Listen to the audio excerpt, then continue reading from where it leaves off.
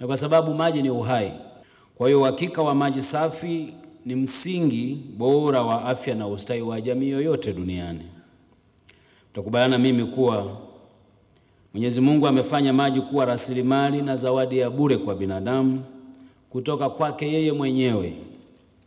Na mtakubaliana mimi kuwa rasilimali ya maji kama zawadi ambayo tumepewa na Mungu ni haki ya kila mtu, kila kiumbe.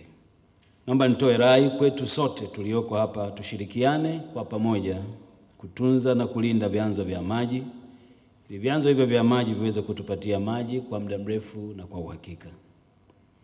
Katika kutunza zawadi ya maji kutoka kwa Mwenyezi Mungu, jamii ina wajibu wa kufanya mambo muhimu, yakiwemo yafuatayo: la kwanza, usafi wa mazingira yetu; lakini pili, kulinda vyanzo, kupanda miti katika maeneo yetu na kuhifadhi misitu, na kutumia maji kwa ufanisi, efficiency ya utumiaji wa maji.